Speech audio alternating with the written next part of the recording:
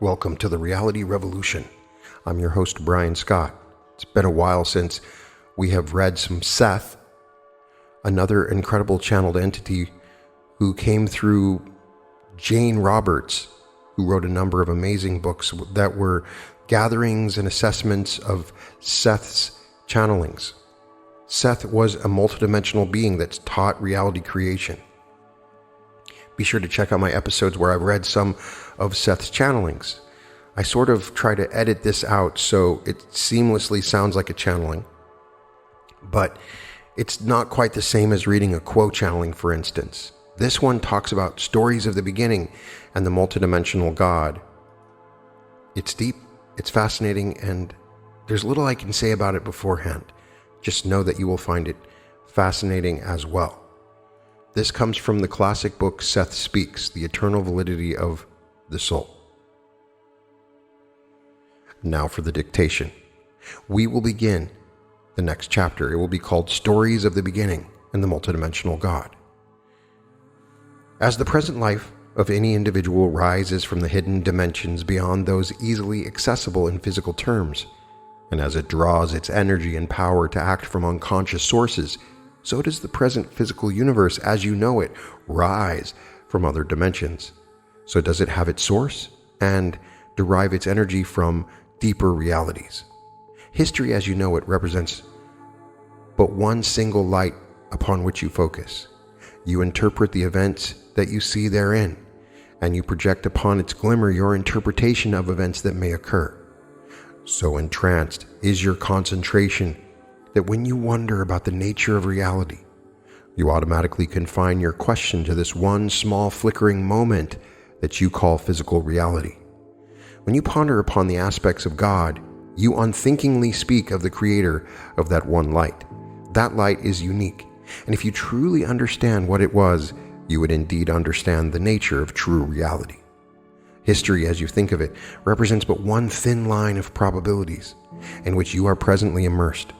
It does not represent the entire lifetime of your species or the catalog of physical activities, or begin to tell the story of physical creatures, their civilizations, wars, joys, technologies, or triumphs.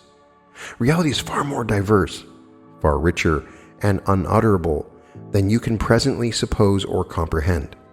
Evolution, as you think of it, and as it is categorized by your scientists, represents but one probable line of evolution, the one in which, again, you are presently immersed. There are, therefore, many other equally valid, equally real evolutionary developments that have occurred and are occurring and will occur, all within other probable systems of physical reality. The diverse, endless possibilities of development possibly could never appear within one slender framework of reality. With splendid innocence and exuberant pride, you imagine that the evolutionary system as you know it is the only one, that physically there can be no more. Now within the physical reality that you know, there are hints and clues as to the nature of other physical realities. There are latent within your own physical form other senses, unused, that could have come to the front but in your probability did not. Now, I have been speaking of earthly developments, realities therefore clustered about earthly aspects as you know them. No evolutionary line is a dead one. Therefore, if in your system it disappears, it emerges within another. All probable materializations of life and consciousness have their day and create those conditions within which they can flourish, and their day in your terms is eternal. I'm speaking now mainly about your own planet and solar system, but the same applies to all aspects of your physical universe. You are aware then of only one specific, delicately balanced but unique portion of physical existence. You are not only creatures of corporeal being, forming images of flesh and blood, embedded in a particular kind of space and time. You are also creatures rising out of a particularized dimension of probabilities, born from dimensions of actuality richly suited to your own development, enrichment, and growth. If you have any intuitive understanding as yet concerning the nature of the entity or whole self, you will see that it has placed you in a position in which certain abilities, insights, and experience can be realized, and in which your unique kind of consciousness can be nurtured. Your slightest experience has far more repercussions within this multidimensional environment than the physical brain can conceive. For if you are intensely preoccupied with what may seem to be one infinitesimally minute aspect of reality, and while you seem to be completely embedded within it, only the most surface elements of the self are so entranced.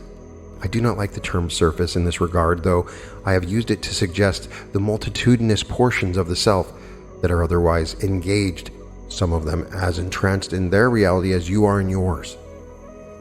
The entity, the true multidimensional self, is aware of all of its experiences, and this knowledge is to some extent available to these other portions of the self, including, of course, the physical self as you know it. These various portions of the self, in fact, will eventually, in your terms, become fully aware, period. This awareness will automatically alter what now seems to be their nature and add to the multitude of existence. There are many probable systems of reality, therefore, in which physical data predominates, but such physical probabilities represent but one small portion. Each of you also exist in non-physical systems, and I have explained earlier that your slightest thought or emotion is manifested in many other ways in your field of existence. Only a portion of your entire identity is presently familiar to you as you know. Therefore, when you consider the question of a supreme being, you imagine a male personality with those abilities that you yourselves possess, with great emphasis upon qualities you admire. This imagined God has therefore changed throughout your centuries, mirroring man's shifting ideas of himself.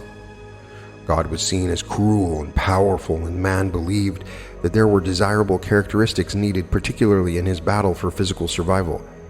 He projected these upon his idea of a God because he envied them and feared them. You have cast your idea of God, therefore, in your own image, in a reality that is inconceivably multidimensional. The old concepts of God are relatively meaningless. Even the term a supreme being is in itself distortive, for you naturally project the qualities of human nature upon it. If I told you that God was an idea, you would not understand what I meant, for you do not understand the dimensions in which an idea has its reality, or the energy that it can originate and propel. You do not believe in ideas in the same way that you believe in physical objects, so if I tell you that God is an idea, you will misinterpret this to mean that God is less than real, nebulous, without reality, without purpose, and without mode of action. Now, your own physical image is the materialization of your idea of yourself within the properties of matter. Without the idea of yourself, your physical image would not be. Yet often, it is all you are aware of. The initial power and energy of that idea of yourself keeps your image alive. Ideas, then, are far more important than you realize. If you will try to accept the idea that your own existence is multidimensional, that you dwell within the medium of infinite probabilities, then you may catch a slight glimpse of the reality that is behind the word God. You may understand why it is almost impossible to capture a true understanding of that concept in words. God, therefore, is first of all a creator, not of one physical universe, but of an infinite variety of probable existences far more vast than those aspects of the physical universe with which your scientists are familiar. He did not simply then send a son to live and die on one small planet. He is part of all probabilities. There have been parables told and stories of beginnings. All of these have been attempts to transmit knowledge in as simple terms as possible.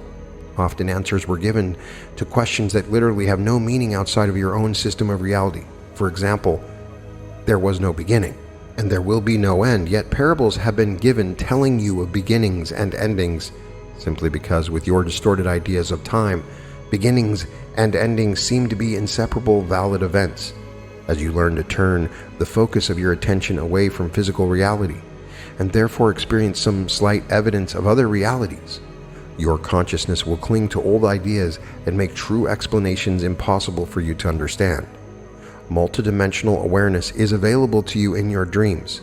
However, in some trance states and often even beneath ordinary consciousness as you go about your day, this awareness gives personal experience with the multidimensional richness that exists, not apart from, but intermingled with, within, through, and all about your physical world of sense.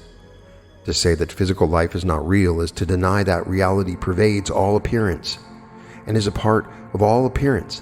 In the same manner, God does not exist apart from or separate from physical reality, but exists within it, and as a part of it, as he exists within and as a part of all other systems of existence.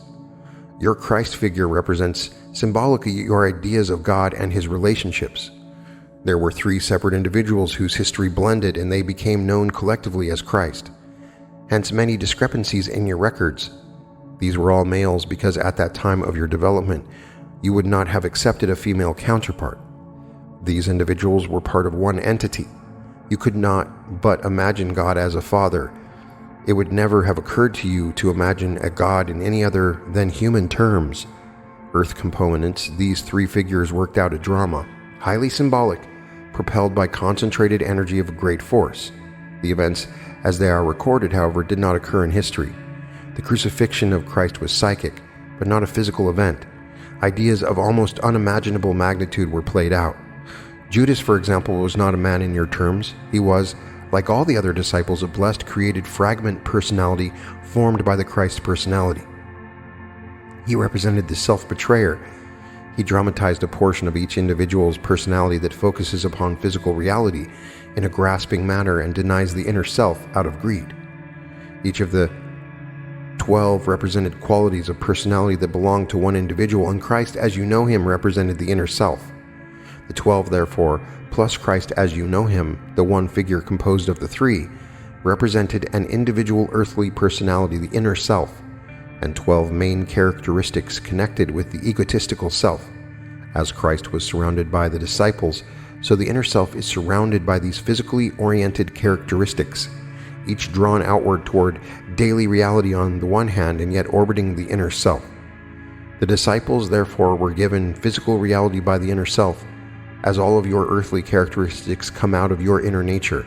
This was a living parable made flesh among you, a cosmic play worked out for your behalf, couched in terms that you could understand. The lessons were made plain as all the ideas behind them were personified. If you will forgive the term, this was like a local morality play put on your corner of the universe. This does not mean it was less real than you previously supposed. In fact, the implication of what is said here should clearly hint at the more powerful aspects of godhood. The 3 Christ personalities were born upon your planet and indeed became flesh among you. None of these was crucified. The 12 disciples were materializations from the energy of these 3 personalities, their combined energies. They were then fully endowed with individuality, however, but their main task was to clearly manifest within themselves certain abilities inherent within all men. The same kinds of dramas in different ways have been given, and while the drama is always different, it is always the same. This does not mean that a Christ has appeared within each system of reality. It means that the idea of God has manifested within each system in a way that is comprehensible to the inhabitants. This drama continues to exist. It does not belong, for example, to your past. Only you have placed it there. This does not mean that it always reoccurs. The drama, then, was far from meaningless, and the Spirit of Christ in your terms is legitimate. It is the probable God drama that you choose to perceive.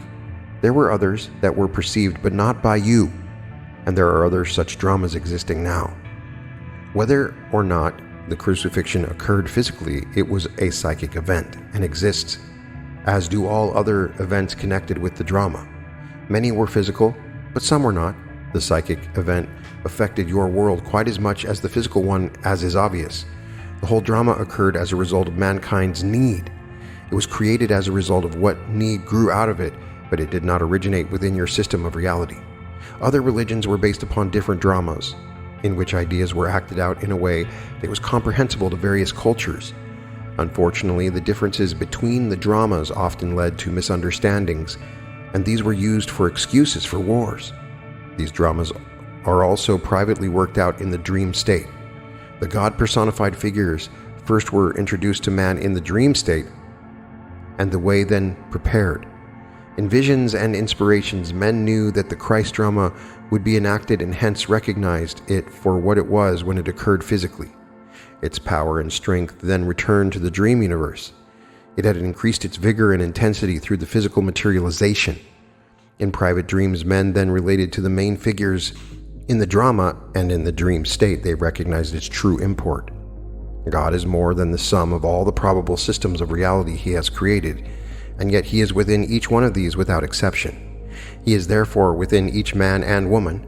He is also within each spider, shadow, and frog, and this is what man does not like to admit. God can only be experienced, and you experience him whether or not you realize it through your own existence. He is not male or female, however, and I use the term only for convenience's sake. In the most inescapable truth, he is not human in your terms at all, nor in your terms is he a personality. Your ideas of personality are too limited to contain the multitudinous facets of his multidimensional existence. On the one hand, he is human, in that he is a portion of each individual, and within the vastness of his experience, he holds an idea shape of himself as human to which you can relate. He literally was made flesh to dwell among you, for he forms your flesh in that he is responsible for the energy that gives vitality and validity to your private multidimensional self, which in turn forms your image in accordance with your own ideas. This private multidimensional self, or the soul, has then an eternal validity. It is upheld, supported, maintained by the energy, the inconceivable vitality of all that is. It cannot be destroyed then, this inner self of yours, nor can it be diminished. It shares in those abilities that are inherent within all that is. It must therefore create as it is created, for this is the great giving that is behind all dimensions of existence, the spilling over from the fountain of all that is. I will in due time identify the figure of the third Christ personality. Now, however, I am concerned with the multidimensional aspect of all that is. Such a reality can only be experienced. There are no facts that can be given that can portray with any faithfulness the attributes of all that is. This reality and those attributes will appear within various systems of actuality, in keeping with the camouflage data of any given system. The inner experience with the multidimensional God can come in two areas.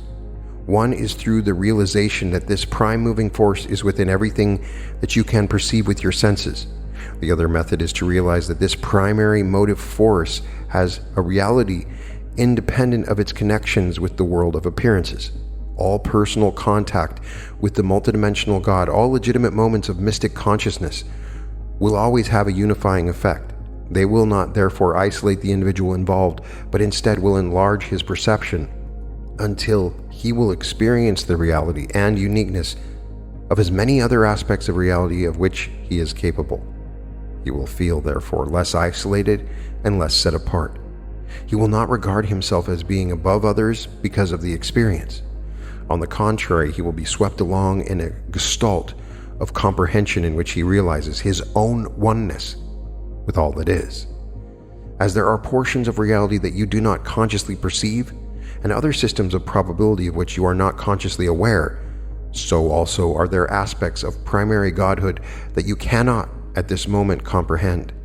There are therefore probable gods, each one reflecting in its way the multidimensional aspects of a prime identity so great and dazzling that no one reality, form, or particular kind of existence could contain it. I have tried to give you some idea of the far-reaching creative effects of your own thoughts. With that in mind, then, it is impossible to imagine the multidimensional creativities that can be attributed to all that is. The term all that is can be used as a designation to include all of those probable gods in all of their manifestations. Now, it is easier perhaps for some of you to understand the simple stories and parables of beginnings of which I have spoken. But the time has come for mankind to take several steps further, to expand the nature of his own consciousness by trying to comprehend a more profound version of reality. You have outgrown the time of children's tales, when your own thoughts have a form and reality, when they have validity even in other systems of reality of which you are unaware. Then it is not difficult to understand why other systems of probabilities are also affected by your own thoughts and emotions, nor why the actions of the probable gods are not affected by what happens in other dimensions of existence. Now understand that this channeling coming from Seth Speaks conveys a profound message about the multidimensional nature of existence and reality. That word multidimensional means many things to me, It means there are many dimensions and many different realities. We've explored parallel realities through this podcast, and my own realization of the multidimensional nature of my consciousness was groundbreaking. This tuned me into a God aspect that I previously was not aware of. And so this tunes in and aligns with what I've been saying. Seth explains that the physical universe and our current life are not isolated occurrences, but emerge from a vast and intricate web of dimensions and probabilities beyond our usual perception. History as we know it is merely just a narrow interpretation of a much broader spectrum of possibilities and events. When he says that single light, he's saying that there's one timeline that we're aware of our past. But in reality, there are multiple different timelines, different pasts, different futures. It's multidimensional. Seth is challenging the conventional understanding of evolution as well, proposing that what we perceive as our evolutionary path is just one of countless probable lines of development within the physical realm. Our reality is part of a much richer, more complex, and multidimensional universe that we can currently comprehend. This complexity extends to the concept of God, which Seth describes not as a single supreme being, but as a creative force manifesting in infinite varieties of probable existences. Thus, the idea of the plurality of God, he's referring to this at the end, which is consistent with Neville Goddard's description of God, the Elohim, also what is referred to in the Old Testament, is a plural word. And so it's this creative energy that is becoming gods, each one of us being gods. That's how I interpret it. The Christ story, according to Seth, is not a historical account, but a psychic event with profound implications symbolizing the multidimensional nature of existence and the interconnectedness of all life. Neville Goddard tells us the crucifixion is something that happens before we come here, where the soul enters through the palms of the hand, through the legs, each of these being nexus points. And it's this amazing experience, which is a psychic event, totally consistent with what Neville Goddard is saying. This message emphasizes that our existence is deeply intertwined with these multidimensional realities. Our thoughts, emotions, and actions resonate beyond our immediate physical reality, influencing and being influenced by a multitude of other dimensions and probabilities. Let me say that again. Our existence is deeply intertwined with multidimensional realities, and our thoughts, emotions, and actions resonate beyond our immediate physical reality. This is hard to grasp, but once you understand it completely, you understand that your consciousness, while it's limited in this third density state, in this small little planet, in this small little world that you exist within, in this small little life, Seth is encouraging us to expand our consciousness and understanding of reality, moving beyond the traditional narratives and beliefs to embrace a more complex and interconnected vision of existence. Seth's teachings, as presented at least in this passage, urge us to recognize the profound depth and interconnectedness of all existence, suggesting that a deeper understanding and awareness of this multidimensional reality can lead to a more enriched and fulfilling experience of life. Remember, Seth is saying here that God can only be experienced. That's also something that Neville Goddard is saying. You must experience God to fully understand God. My experience of God was that the world and the universe is multidimensional. I was allowed to visit and exist within multiple timelines, and that's at first something I thought was some sort of scientific thing, and then later realized that I was experiencing God through my own perspective. That is the biggest realization that I've had. So let's have some fun.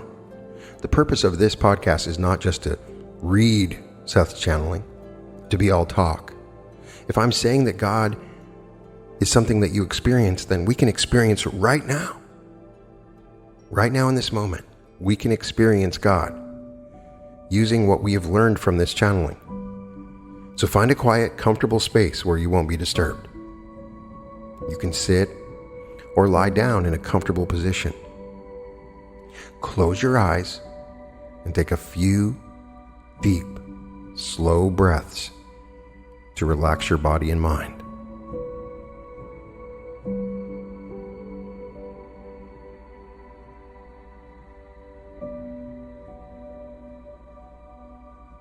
Breathe deeply and slowly, slowing down your breath, feeling your body relax with each exhale.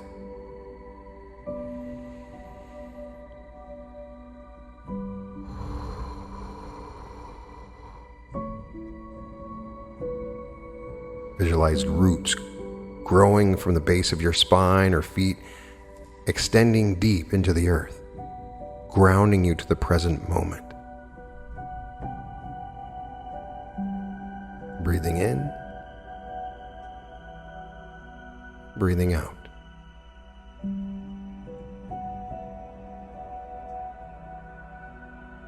Focus on the rise and fall of your chest as you breathe.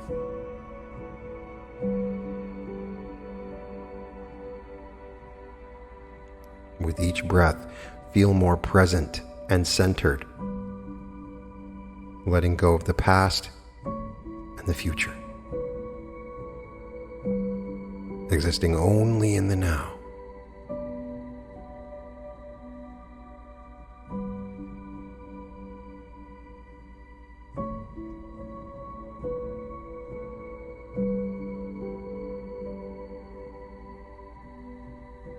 Breathing in and breathing out.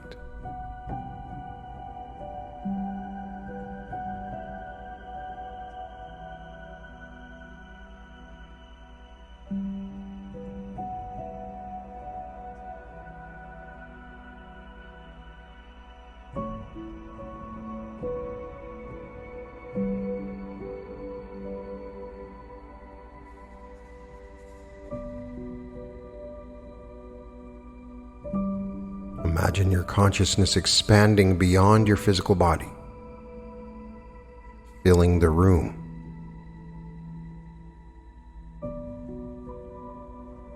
Then the building. Then the city. And eventually encompassing the entire planet.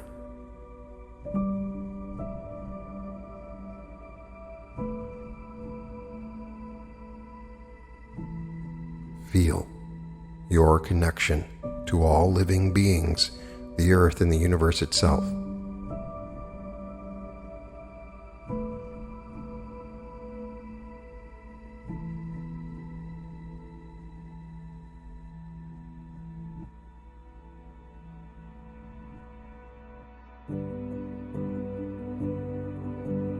Visualize a vibrant light or portal in front of you. This represents the gateway to the multidimensional nature of existence.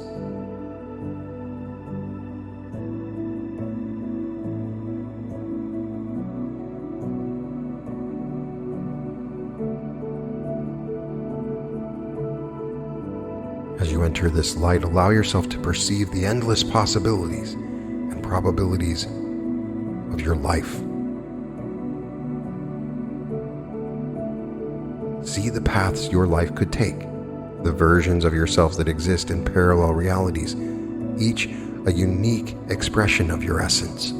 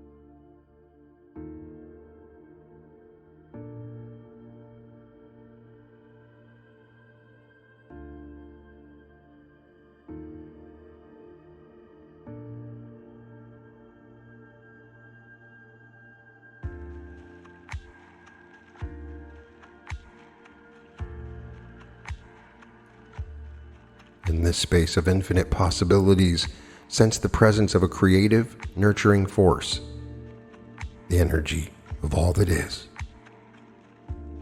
Feel its support, love, and the profound interconnectedness of all forms of existence. Feel this and understand that you are a unique, vital part of this vast, multidimensional universe. Experience this.